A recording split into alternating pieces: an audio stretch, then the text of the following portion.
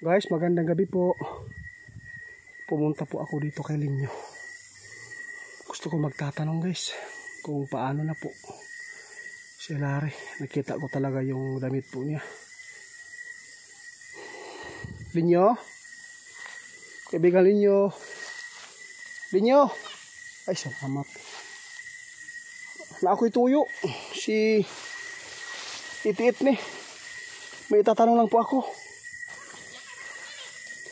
Oo, si Bro Larry ba? Nasa Engkantong Itim po. Oo, binigay ko po yung yung mutya ng palaka. Kasi kapalit po yung kuan ni Larry, kalayaan. Magtatanong lang po ako sa iyo kasi po yung yung pantalon ba doon sa hukay, nakita ko ibig sabihin yun. Di kaya nilin lang po nila ako kasi nabigay ko yung mutya, wala lang nagpapakita sa akin doon. Ay, salamat guys. Ang sabi po niya Linyo guys, yung pantalon guys na nakita po natin sa hukay, damit ni Bro Larry. At saka kapag meron tayo na ibigay po sa Engkanto, hindi lang po sila magbibigay po sila ng respect agad, no? Yun po pala ang ugali po ng Engkanto Linyo. Ang sabi po ni Linyo guys, yun po ang ugali ng Engkantong Itim, yung mga engkanto, no? Kung nagbigay po daw kayo, dapat po ay makausukli po daw sila na kaagad ng kung meron man sila maibigay sa yung importante po sa atin po. Si Bro Larry, kumusta man karon siya? Nakita ni ba nimo? Sabi po ni kaibigan dito guys, nakita ni Bro Larry, ginamot. Pero ang ingon ato 5 days man daw nagtuo manggod ko ba sigilin lang ko baka iwala man siya napakita ato pag ato ko pagkaw man sa paghatag og kanang kuan mo siya. Dili siya kuan. Dili pa lilang ilaha. Salamat, dili daw lin lang guys.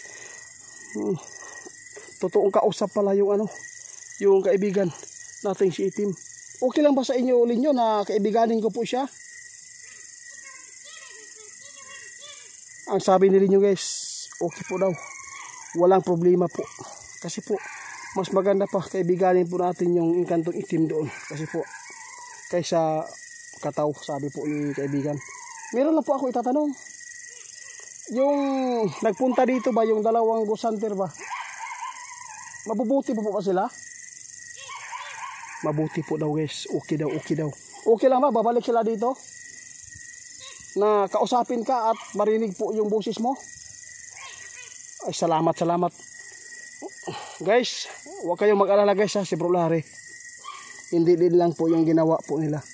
Kaya hindi po nagpapakita yung Engkantong Itim daw doon. Kasi po ginamot si Bro Larry. Abangan lang po nyo guys na puntahan po natin yung yung kaibigan po ating Itim doon. Pwede ba balikan ko doon sa sa ilang area sa Taong Ahas? Sige, salamat po ha. Oo, sorry. Ang sabi ni kaibigan ninyo guys, okay lang po daw. Kaibiganin po natin yung Itim kasi po yung ahas na yan, nakokontrol lang po pala ng Engkantong Itim yung yung Taong Ahas. Kaya gumawa po ng Taong Ahas ng hindi maganda. Yung ulan na. Kaibigan, uli, salamat ha. Oo. Sana po pagbalik ni Smoke Creepy at saka si Rim Creepy Ghost na sana po marinig na po yung boses mo. Bakit po hindi po ninyo pinarinig? Ay, kaya pala guys hindi niya pinarinig kasi po sinubukan lang po daw sila. Pero ang sabi ni kaibigan dito guys, mabait po sila. Hindi po gusto po ng mga kumula po sa atin ng gulo, kundi makatulong dito sa pag-explore sa amin. Okay lang ba na gawin ko silang team? Salamat Linyo sa imong pagtabang. Guys, wag po kayong mag-alala guys. Si Bro Larry ay 5 days talaga may uwi diyo. Asa man ako pa taon si Larry dito ba sa area yapon? Ay, salamat. Dili daw guys. Ihatod daw sa mga kuan. Kaya guys, hindi po siya nakikialam si Linyo dahil po alam po nila na ito yung mahantungan po ang ating pagpunta doon. Meron po tayong kaibigan na guys, na meron mang nadali na mga inosente. Kasi po, may pakay na hindi maganda. Yung iba, kayamanan yung kinuha, pinakain na lang. Ang sabi ni kaibigan kanina, kung dili daw, kung wala daw na ako adto dito guys, kung wala daw nato ihatag yung mutya, kung hindi daw natin binigay po yung mutya doon sa Inkantong Itim, sigurado hindi po daw natin makikita sa Bulari. Kasi po gawin na sana daw nila ng pagkain po sa ahas kung wala tayong maibigay na kapalit. Kaya hindi po logi na binigay po natin kaagad, no? Kahit po nakikita po ng Inkantong Itim na hindi po tayo selfish, no? Wala po tayong hiningi sa kanila na kung ano-ano pa man. Doon po nakikita ng ng Inkantong Itim sa atin siguro yung pag walang alinlangan na binigay po natin yung mutya para ng kaligtasan Bulari. Kaya sabi ni kaibigan, anong sabi po ninyo kanina kaibigan? Ang sabi ni kaibigan ninyo guys, kung magbigay kayo, huwag po kayo mag-isip ng kapalit.